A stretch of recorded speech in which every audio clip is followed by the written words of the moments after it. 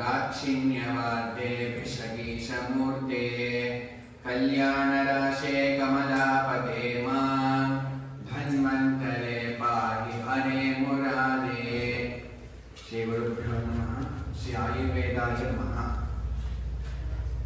ಇವತ್ತಿನ ದಿನ ವಿಶ್ವೇಶ್ವರ ಧಾಮಕ್ಕೆ ಬಂದಿರುವಂಥದ್ದು ಸುಕೃತ ಎಂದರೆ ಭಾವಿಸ್ತೀನಿ. ಮೊದಲನೇದಾಗಿ ಗುರುಗಳಿಗೆ ನಮಸ್ಕಾರಗಳು. ಇವತ್ತಿನ ದಿನ ಇಲ್ಲಿಗೆ ಬಂದು ನನಗೊಂದು ಅವಕಾಶ ಕೊಟ್ಟಿರೋದಕ್ಕೆ ಮನಪೂರ್ವಕವಾಗಿ ನಮಸ್ಕಾರಗಳನ್ನು ಸಲ್ಲಿಸ್ತಾ ಇದ್ದೀನಿ. ಇನ್ನು ಮಕ್ಕಳನ್ನ ನೋಡಿ ಅತ್ಯಂತ ವಿಶೇಷವಾಗಿ ಆನಂದವಾಗ್ತಾ ಇರುವಂಥದ್ದು. ಈ ಮಕ್ಕಳಿಗೆ ಆಯುರ್ವೇದವನ್ನು ಪರಿಪೂರ್ಣವಾಗಿ ಪಾಠ ಮಾಡಬೇಕು ಅಂತ ಮನಸ್ಸಿಗೆ ಅನ್ನಿಸ್ತಾ ಇದೆ. ಯಾಕೆಂದ್ರೆ ವಿಶೇಷವಾಗಿ ಮಕ್ಕಳಿಗೆ ಮೇಧಾಗ್ರಹಣ ಶಕ್ತಿ ಇವರಿಗೆ ಪಾಠ ಮಾಡಬೇಕಾಗಿರುವಂತದ್ದು. ಮುಂದಿನ ದಿನ ಇವರು ಮಹಾ ವೈದ್ಯರಾಗಬಹುದು. ಇಂಥವ್ರು ಬೇಕಾಗಿರುವಂತದ್ದು, ಅಂತವರಿಗೆ ಬುನಾದಿ ಹಾಕಿ ಕೊಟ್ಟಿರುವಂತದ್ದು ಅತ್ಯಂತ ಸಂತೋಷಕಾರಕ ಆಗ್ತಾ ಇರುವಂತದ್ದು. ಆಯುರ್ವೇದವೆಂದರೆ ಏನು ಎಂಬ ಪ್ರಶ್ನೆಗೆ ಆಯುರ್ವೇದವೆಂಬುದು ಗಣೇಶ ಪುರಾಣದಲ್ಲಿ ಸಾಕ್ಷಾತ್ ಗಣೇಶನಿಗೆ ಸಹಸ್ರನಾಮಗಳಲ್ಲಿ ಒಂದು ನಾಮ. ಅದಕ್ಕೆ ಆಯುರ್ವೇದೋ ಧನುರ್ವೇದೋ ಗಾಂಧರ್ವಂ ಕಾವ್ಯನಾಟಕಂ ವೈಖಾನಸಂ ಭಾಗವತಂ ಅಂತ ಇತ್ಯಾದಿ ಸ್ತೋತ್ರಗಳಲ್ಲಿ ಆಯುರ್ವೇದವೆಂಬುದು ಗಣೇಶನಿಗೆ ಒಂದು ನಾಮವಾಗಿರುವಂತದ್ದು. ಇದು ಅತ್ಯಂತ ವಿಶೇಷ. ಅದಕ್ಕೆ ಶ್ರೀ ಆಯುರ್ವೇದಾಯ ನಮಃ ಅನ್ನೋದು ಮಹಾಮಂತ್ರ. ಶ್ರೀ ಆಯುರ್ವೇದಾಯ ನಮಃ ಅಂತ ನೀವು ಉಚ್ಚಾರಣೆ ಮಾಡ್ತಾ ಇದ್ರೆ ಶ್ರೀ ಗಣೇಶಾಯ ನಮಃ ಅಂತ ಸಪ್ತಾಕ್ಷರ ಮಹಾಮಂತ್ರ ಉಚ್ಚಾರಣೆ ಮಾಡಿದ ಪುಣ್ಯ ಲಭಿಸುವಂತದ್ದು. ಯಾವ ರೀತಿ ಉಪಯೋಗಿಸಿಕೊಳ್ಳಬೇಕು, ಶರೀರನ ಯಾವ ರೀತಿ ಆರೋಗ್ಯಕರವಾಗಿ ಇಟ್ಟುಕೊಳ್ಳಬೇಕು ಎಂಬುದರ ಬಗ್ಗೆ ಹೇಳುವಂತಹ ಮಹಾವೇದ. ಈಗ ಈ ಶರೀರ ಅನ್ನೋದ್ರಲ್ಲಿ ಗಣಗಳಿದೆ. ಯಾವ್ಯಾವ್ದು ಗಣ ಅಂದ್ರೆ ತಮಗೆ ದೋಷ ಅಂದ್ರೆ ಗೊತ್ತಾ? ನಮ್ಮ ಶರೀರದಲ್ಲಿ ಎಷ್ಟು ದೋಷಗಳಿದೆ? ಯಾವ್ಯಾವ್ದು ಅಲ್ವಾ? ಇವಾಗ ವಾತ ಪಿತ್ತ ಕಫ ಅನ್ನೋದು 3. ಇದೊಂದು ಗಣ ಅಲ್ವಾ? ಇದನ್ನ ದೋಷಗಣ ಅಂತ ಕರಿತೀವಿ. ಅಂದ್ರೆ 3 ಅನ್ನೋದು ಒಂದು ಸಂಖ್ಯೆ. ಇವಾಗ ತಾನೇ ನಾವು ನೋಡಿದ್ವಿ, ಗಣ ಅಂತೆ ಗಣ್ಯಂತೆ ಸಂಖ್ಯಾಯಂತೆ ಇದು ಗಣ ಅಂತ. ಸೊ ಈ ಶರೀರದಲ್ಲಿ ಈಗ ದೋಷಗಣ ಅನ್ನೋದು ಒಂದಾಯ್ತು. ಇನ್ನ ಎರಡನೇದು ಧಾತುಗಣ. ನಮ್ಮ ಶರೀರದಲ್ಲಿ ಸಪ್ತ ಧಾತುಗಳಿದೆ. ಗೊತ್ತಾ ಯಾಕಂದ್ರೂ ಸಪ್ತ ಧಾತುಗಳು ಯಾವ್ಯಾವಿದೆ ಅಂತ? ಓಕೆ, ಯಾವ್ಯಾವ ಅಂದ್ರೆ ರಸ, ರಕ್ತ, ಮಾಂಸ, ಮೇಧ, ಅಸ್ಥಿ, ಮಜ್ಜ, ಶುಕ್ರ. ಈ 7 ಧಾತುಗಳು ಇರುವಂತದ್ದು. ಅದಕ್ಕೆ ಇದು ಧಾತುಗಣ ಅಂತ. ಇನ್ನ 3ನೇದು ಮಲ ಅಂತ. ನಮ್ಮ ಶರೀರದಲ್ಲಿ ಮಲಗಳಿರುತ್ತೆ. ಯಾವ್ದು? ತ್ರಿಮಲ, ಸ್ವೇದ, ಮೂತ್ರ, ಪುರೀಶ. ಸೊ ಒಂದು ಶರೀರ ಕಾರ್ಯನಿರ್ವಹಣೆ ಆಗ್ಬೇಕು ಅಂದ್ರೆ ದೋಷ ಧಾತು ಮಲ ಮೂಲಕ ಸದಾ ದೇಹಸ್ಯ ಅಂತ ವಾಗ್ಭಟ ಆಚಾರ್ಯರು ಹೇಳುವಂತದ್ದು. ಅಂದ್ರೆ ಈ ದೇಹ, ಈ ಶರೀರದಲ್ಲಿ ವಿಶೇಷವಾಗಿ ದೋಷಗಣ, ಧಾತುಗಣ ಮತ್ತೆ ಮಲಗಣ ಅಂತ 3 ಇರುತ್ತೆ. ಇವಾಗ ಇದೆಲ್ಲ ಇದ್ರು ಇದೆಲ್ಲ ಕಾರ್ಯನಿರ್ವಹಣೆ ಆಗ್ಬೇಕು ಅಂದ್ರೆ ಒಬ್ಬ ಈಶ ಮಾತ್ರ ಇರಲೇಬೇಕು. ಯಾರು ಅಂದ್ರೆ ಒಳಗಡೆ ಇರುವಂತಹ ಆತ್ಮವಸ್ತು, ಅವನನ್ನೇ ಪತಿ. ಯಾಕೆಂದ್ರೆ ಈ ದೋಷ ಧಾತು ಮಲ ಎಲ್ಲ ಕಾರ್ಯನಿರ್ವಹಣೆ ಮಾಡುವಂತದ್ದು ಯಾವಾಗ ಆತ್ಮ ಇರುತ್ತೆ ಈ ಶರೀರದಲ್ಲಿ, ಅಲ್ಲಿವರೆಗೂ ಇದು ಕಾರ್ಯನಿರ್ವಹಣೆ ಮಾಡುತ್ತೆ. ಯಾವಾಗ ಈ ಆತ್ಮ ಈ ಶರೀರ ಬಿಟ್ಟು ಹೋಗುತ್ತೋ ಅವಾಗ ದೋಷ ಧಾತು ಮಲಗಳು ಇದ್ರೂ ಕೂಡ ಏನು ಚಟುವಟಿಕೆ ಅನ್ನೋದು ಆಗುವುದಿಲ್ಲ. ಶರೀರಮಿ ಗಚೇತಸ್ಮಿನ್ ಶೂನ್ಯಾಗಾರಂ ಅಚೇತನಂ ಅಂತ ಹೇಳುವಂತದ್ದು. ಅಂದ್ರೆ ಒಂದು ಸತಿ ಶರೀರನ ಈ ಆತ್ಮ ಬಿಟ್ಟು ಹೋದ್ರೆ ಅದು ಶೂನ್ಯಾಗಾರ. ಅದಕ್ಕೆ ಮತ್ತೆ ಶವಕ್ಕೇನು ವ್ಯತ್ಯಾಸ ಇಲ್ಲ ಅಲ್ವಾ? ಅದಕ್ಕೆ ಸೊ ಈಗ ಗಣಪತಿ ಅಂದ್ರೆ ಆಯುರ್ವೇದ ಅಂತ ಗೊತ್ತಾಯ್ತಲ್ವಾ? ಗಣಪತಿ ಅಂತ ಗೊತ್ತಾಯ್ತು ಅಂದ್ರೆ ಗಣ ಅಂದ್ರೆ ಸಂಖ್ಯೆ, ಮತ್ತೆ ಪತಿ ಅಂದ್ರೆ ಈಶ. ಸೊ ನಮ್ಮ ಶರೀರದಲ್ಲಿ ಗಣ ಯಾವುದು? ದೋಷಗಣ, ಧಾತುಗಣ, ಮಲಗಣ. ಮತ್ತೆ ಪತಿ ಯಾರಪ್ಪ ಅಂದ್ರೆ ಆತ್ಮ. ಇದು ಅದಕ್ಕೆ ವೇದದ ಹೆಸರು ಗಣೇಶ ಅಂದ್ರೆ ಆಯುರ್ವೇದ ಅಂತ ಹೇಳಿರುವಂತದ್ದು. ಪ್ರತಿಯೊಂದು ಜ್ಞಾನ ಸಂಪಾದನೆ ಮಾಡುವಂತದ್ದು ಸುಖವಾಗಿರುವುದಕ್ಕೋಸ್ಕರ. ಇವಾಗ ಉದಾಹರಣೆಗೆ ಧರ್ಮದ ಬಗ್ಗೆ ನಾನು ಮಾತಾಡ್ತಾ ಇದ್ದೆ. ಸತ್ಯಮದ ಧರ್ಮಂಚರ. ಆಯುರ್ವೇದದಲ್ಲಿ ಧರ್ಮದ ಸತ್ವರ್ಥ ಪ್ರಕರಣದಲ್ಲಿ ಏನ್ ಹೇಳ್ತಾರೆ ಅಂದ್ರೆ ಅಷ್ಟಾಂಗ ಹೃದಯದಲ್ಲಿ ವಾಗ್ಭಟಾಚಾರ್ಯರು ಸುಖಾರ್ಥ ಸರ್ವಭೂತಾನ ಮತ ಸರ್ವ ಪ್ರವೃತ್ತಯ ಸುಖಂಚನ ವಿನಾ ಧರ್ಮ ತಸ್ಮಾತ್ ಧರ್ಮ ಪರೋ ಭವೇತ್ ಅಂತ ಹೇಳ್ತಾರೆ. ಅಂದ್ರೆ ಸುಖವೆಂಬುದು ಧರ್ಮನ್ ಬಿಟ್ಟಿರುವುದಿಲ್ಲ.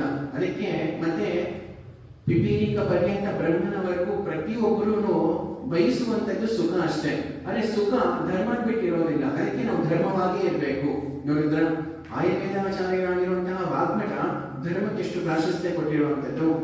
ಅಷ್ಟೇ ಅಂದಿರ ಚರಕಾಚಾರ್ಯರು ಶಾರೀರಿಕ ಸ್ಥಾನದಲ್ಲಿ ಹೇಳ್ತಾರೆ ಧರ್ಮ್ಯ ಕ್ರಿಯಾ ಹರ್ಷ ನಿಮಿತ್ತ ಮುಕ್ತಂ ತಥೋನ್ಯತಾ ಶೋಕವಶಂ ನಯಂತಿ.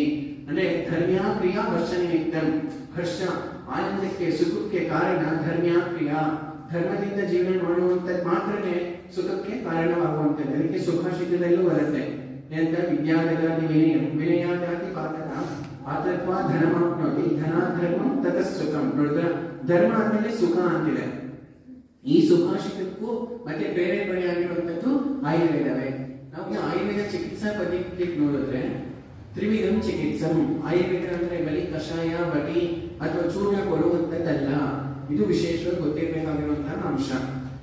ಆಯುರ್ವೇದದಲ್ಲಿ ತ್ರಿವಿಧ ಚಿಕಿತ್ಸೆಗಳು ಇರುವಂತದ್ದು. ಅದರಲ್ಲಿ ಪ್ರಪ್ರಥಮವಾಗಿ ಏನಿರುವಂತದ್ದು ದೈವ ವ್ಯಪಾಶ್ರಯ ಚಿಕಿತ್ಸಾ, ಎರಡನೇದು ಯುಕ್ತಿ ವ್ಯಪಾಶ್ರಯ ಚಿಕಿತ್ಸಾ ಮತ್ತು ಮೂರನೇದು ಸತ್ವಾವಜನ ಚಿಕಿತ್ಸಾ ಅಂತ. ಅಂದ್ರೆ ದೈವ ವ್ಯಪಾಶ್ರಯ ಚಿಕಿತ್ಸಾ ಅಂದ್ರೆ ಏನು? ಮಂತ್ರೌಷಧ ಮಣಿಮಂಗಲ ಬಲಿಪೋಪಹಾರ ಹೋಮ ನಿಯಮ ಪ್ರಾಯಶ್ಚಿತ್ತೋಪವಾಸ ಅಂತ. ಅಂದ್ರೆ ಮಂತ್ರ ಜಪ ಆಗಿರ್ಬೋದು, ವ್ರತಗಳಾಗಿರ್ಬೋದು, ಉಪವಾಸ ಆಗಿರ್ಬೋದು, ಇದೆಲ್ಲ ಮಾಡುವಂತದ್ದು ದೈವ ವ್ಯಪಾಶ್ರಯ. ಯಾಕೆಂದ್ರೆ ದೈವ ಅಂದ್ರೆ ಏನಪ್ಪಾ ಅಂದ್ರೆ ದೈವಂ ಆತ್ಮಕೃತಂ ವಿದ್ಧಿ ಕರ್ಮೇ ಪೌರ್ವದೇಹಿಕಂ ಅಂತ. ಅಂದ್ರೆ ನಾನೇ ಇಂದಿನ ಶರೀರದಿಂದ ಏನು ಕರ್ಮ ಮಾಡಿದ್ನೋ ಅದನ್ನ ದೈವ ಅಂತ. ಅಂದ್ರೆ ಪೂರ್ವ ಜನ್ಮನೇ ಆಗಿರ್ಬೇಕು ಅಂತಿಲ್ಲ. ಉದಾಹರಣೆಗೆ ನಿನ್ನೆ ಇರುವಂತಹ ಶರೀರ ಇವತ್ತಿಲ್ಲ ನಿಮ್ಗೆ. 1 ಗಂಟೆಗೆ ಇರುವಂತಹ ಶರೀರ 1 ಅವರ್ ಆದ್ಮೇಲೆ ನಿಮ್ಗೆ ಅದೇ ಶರೀರ ಇರಲ್ಲ. ಎಷ್ಟೊಂದು ಪಾಕ ಆಗೋಗಿರುತ್ತೆ, ಆಯುರ್ವೇದ ಕ್ಷೀಣ ಆಗಿರುತ್ತೆ ಅಲ್ವಾ, ಸ್ವೇದ ಪ್ರಾದುರ್ಭಾವ ಆಗಿರುತ್ತೆ. ಅಂದ್ರೆ 1 ಅವರ್ ಮುಂಚೆ ಏನ್ ಕರ್ಮ ಮಾಡಿದ್ರು ಅದು ಕೂಡ ದೈವಾನೇ. ಆಯುರ್ವೇದಕ್ಕೆ ಬೇಕಾಗಿರುವಂತದ್ದು ಏನು ಅಂದ್ರೆ ಶ್ರದ್ಧಾ. ಗೊತ್ತಾಯ್ತಾ? ಶ್ರದ್ಧಾ ಅಂದ್ರೆ ಗೊತ್ತಾ? ಶಾಸ್ತ್ರಸ್ಯ ಗುರುವಾಕ್ಯಸ್ಯ ಸತ್ಯ ಬುದ್ಧ್ಯಾವಧಾರಣ ಸಾ ಶ್ರದ್ಧಾ ಕವಿತಾ ಸಿದ್ಧಿ ಯಾ ವಸ್ತು ಉಪಲಬ್ಧಿ ಅಂತ. ಅಂದ್ರೆ ಶಾಸ್ತ್ರದ ಮೇಲೆ ಮತ್ತೆ ಗುರುವಾಕ್ಯದ ಮೇಲೆ ಅತ್ಯಂತ ಪರಿಪೂರ್ಣ ನಂಬಿಕೆ ಇಡುವಂತದ್ದೇ ಶ್ರದ್ಧಾ. ಅದಕ್ಕೆ ಆಯುರ್ವೇದಕ್ಕೆ ಶ್ರದ್ಧಾ ಪರ್ಯಾಯ ಏನು? ವಿಧೇಯ ಅಂತ. ಅದಕ್ಕೆ ವಿಧೇಯ ಪರಮಾದರ. ಭಾಗವತ ಹೇಳ್ತಾನೆ ಮೊದಲನೇ ಅಧ್ಯಾಯದಲ್ಲಿ ಆಯುರ್ವೇದ ಅಧ್ಯಯನ ಮಾಡಬೇಕು ಅಂದ್ರೆ ವಿಧೇಯತ್ವ ಶ್ರದ್ಧಾ ಅನ್ನೋದು ಅತ್ಯಂತ ಅವಶ್ಯಕತೆವಾಗಿ ಇರಬೇಕಾಗಿರುವಂತಹ ಗುಣ ಶಿಷ್ಯರಿಗೆ.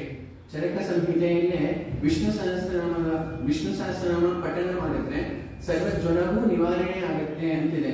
ನೋಡಿದ್ರ ದೈವ ವ್ಯಪಾಶ್ರಯ ಚಿಕಿತ್ಸೆಗೂ ಆಯುರ್ವೇದಕ್ಕೆ ಬರುವಂತದ್ದು. ವಿಷ್ಣು ಸಹಸ್ರ ಮೂರ್ಧಾನಂ ಚರಾಚರ ಪಟಿಂ ವಿಭುಂ ಸುವರ್ಣಾಮ ಸಹಸ್ರೇನ ಜ್ವರಾನ್ ಸರ್ವಾನ್ ಅಪೋಹತಿ. ಅಂದ್ರೆ ಸರ್ವ ಜ್ವರಗಳು ಹೊರಟೋಗುತ್ತೆ. ಯಾವ್ದ್ರಿಂದ? ವಿಷ್ಣು ಸಹಸ್ರ ಮೂರ್ಧಾನಂ ಚರಾಚರ ಪಟಿಂ ವಿಭುಂ ಸುವರ್ಣಾಮ ಸಹಸ್ರೇನ.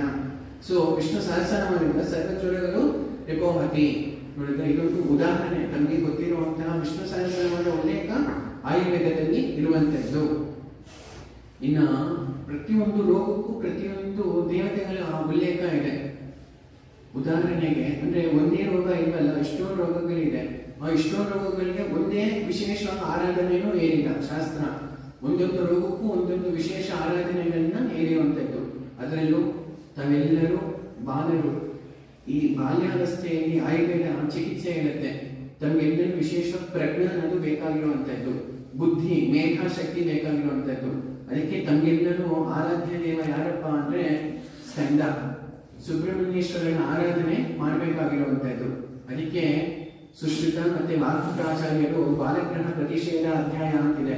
ಅಲ್ಲಿ ಬಾಲಗ್ರಹ ಪ್ರತಿಷೇಧ ಅಧ್ಯಾಯದಲ್ಲಿ ಒಂದು ಶ್ಲೋಕವನ್ನೇ ಹೇಳ್ತಾರೆ. ಇವತ್ತು ನಾನು ನಿಮಗೆ ಅದನ್ನ ಹೇಳ್ಕೊಡ್ತೀನಿ, ಒಂದೇ ಸತಿ ಕಂಠಸ್ಥ ಮಾಡುವಂತದ್ದು. ಓಕೆ?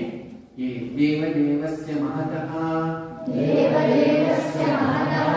ಪಾವಕಸ್ಯ ಚಯಸ್ತುತಃ ಗಂಗೋ ಮಾತೃಕ್ತಿಕಾನಾಂಚ ಸಮೇ ಶರ್ಮ ಪ್ರಯಚ್ಛತು. ಇದು ಅತ್ಯಂತ ವಿಶೇಷ ಶ್ಲೋಕ ಸುಶ್ರುತದಲ್ಲಿ ಮತ್ತೆ ವಾಗ್ಭಟ ಸಂಹಿತೆಗಳಲ್ಲಿ ಇರುವಂತದ್ದು. ಅಂದ್ರೆ ಸ ಯಾರು ಅಂದ್ರೆ ಸ್ಕಂದನು. ಯಾರಪ್ಪ ಸ್ಕಂದ ಅಂದ್ರೆ ದೇವದೇವಸ್ಯ ಮಹತಃ, ಮಹಾದೇವನ ಮಗನು. ಅಷ್ಟೇ ಅಲ್ಲಿನ ಪಾವಕಸ್ಯ ಚಯಸ್ತುತಃ, ಅಗ್ನಿಯ ಮಗನು. ಗಂಗಾ ಉಮಾ ಕೃತಿಕ, ಗಂಗಾ ಮತ್ತೆ ಉಮಾದೇವಿ ಮತ್ತೆ ಕೃತಿಕ ನಕ್ಷತ್ರಗಳ ಮಗನು ಆಗಿರುವನು. ಮೇ ನನಗೆ ಶರ್ಮ ಅತ್ಯಂತ ಶುಭ ಸುಖ ಜ್ಞಾನ ಆನಂದ ಆರೋಗ್ಯಗಳನ್ನು ಪ್ರಯಚ್ಛತು ನೀಡಲಿ ಅಂತ. ಅಂದ್ರೆ ದೈವ ವ್ಯಪಾಶ್ರಯ ಅಂದ್ರೆ ಏನು ಅಂತ ಗೊತ್ತಾಯ್ತಲ್ವಾ? ಒಂದೊಂದು ವ್ಯಾಧಿಗೂ ಒಂದೊಂದು ದೈವನ ಆರಾಧನೆ ಇರುವಂತದ್ದು. ಅದು ಅತ್ಯಂತ ಆ ದೈವದ ಆರಾಧನೆ ಆ ನಾಮದಿಂದ ಮಾಡಿದ್ರೇನೆ ಆಗುವಂತದ್ದು ಅನ್ನೋದು ತಮಗೆ ಗೊತ್ತಿರಬೇಕಾದಂತಹ ಅಂಶ. ಇನ್ನು ಎರಡನೇದು ಯುಕ್ತಿ ವ್ಯಪಾಶ್ರಯ ಚಿಕಿತ್ಸಾ ಅಂತ. ಯುಕ್ತಿ ವ್ಯಪಾಶ್ರಯ ಅಂದ್ರೆ ಏನು? ತಮಗೆಲ್ಲ ಗೊತ್ತಿರುವಂತದ್ದು. ಪುನಃ ಆಹಾರ ಔಷಧಿ ಅಂತ ಅಂದ್ರೆ ಆಹಾರ ಔಷಧಿಗಳಿಂದ ಏನೇನು ನಾವು ಸೇವನೆ ಮಾಡ್ತೀವೋ ರೋಗಗಳನ್ನ ಪ್ರಶಮನ ಮಾಡಿಕೊಳ್ಳೋದಕ್ಕೋಸ್ಕರ ಅದರಿಂದ ಯುಕ್ತಿ ವ್ಯಪಾಶ್ರಯ ಅಂತ ಇಲ್ಲಿ ಬರುತ್ತೆ. ಚೂರ್ಣ, ಕಷಾಯ, ವಟಿ ಅಷ್ಟೇ ಅಲ್ಲಿಯ ಪಥ್ಯ, ಏನೇನು ಆಹಾರ ಸೇವನೆ ಮಾಡಬೇಕು, ಏನೇನು ಆಹಾರ ಸೇವನೆ ಮಾಡಬಾರ್ದು, ಇದೆಲ್ಲವೂ ಬರುವಂತದ್ದು ಯುಕ್ತಿ ವ್ಯಪಾಶ್ರಯದಲ್ಲಿ. ಇಲ್ಲಿ ಮೂರನೇದು ಬಂದಿರುವಂತದ್ದು ಸತ್ವಾವಚಯ ಚಿಕಿತ್ಸಾ. ಏನಿದು ಸತ್ವಾವಚಯ ಚಿಕಿತ್ಸಾ ಅಂದ್ರೆ ಪುನರಹಿತೇಭ್ಯೋ ಅರ್ಥೇಭ್ಯೋ ಮನೋನಿಗ್ರಹ ಅಂತ. ಅಂದ್ರೆ ನೋಡಪ್ಪ, ನೀನ್ ಮಾಡ್ತಾ ಇರುವಂತದ್ದು ಇದು ತಪ್ಪು. ರಾತ್ರಿ 12 ಗಂಟೆಗೆ ಮಲಗಬೇಕು, ಆ ರೀತಿ ಮಾಡಬಾರ್ದು. ನಿಮ್ಗೆ ಯಾವಾಗ ನಿದ್ದೆ ಬರುತ್ತೆ, ಊಟ ಆದ್ಮೇಲೆ ಅರ್ಧ ಗಂಟೆ ಕ್ಲೀನಾಗಿ ಶತಪಾದ ಅಂತ 100 ಹೆಜ್ಜೆಗಳನ್ನ ಇಡಬೇಕಂತೆ. ಭಾವಪ್ರಕಾಶ ಸಂಹಿತೆಯಲ್ಲಿ ಇರುವಂತ ಅದೆಲ್ಲವೂ ಆಯುರ್ವೇದ ಸಂಹಿತೆಗಳ ಹೆಸರುಗಳು. ನಮಗೂ ಗೊತ್ತಿರುವಂತೆ ಚರಕ ಸುಶ್ರಿತ ವಾಕ್ಪಟ ಅಂದ್ರೆ ಎಷ್ಟೋ ಮಹಾ ಆಯುರ್ವೇದ ಸಂಹಿತೆಗಳು ಇರುವಂತದ್ದು. ಅದರಲ್ಲಿ ಭಾವಪ್ರಕಾಶ ಸಂಹಿತ ಅಂತಿದೆ.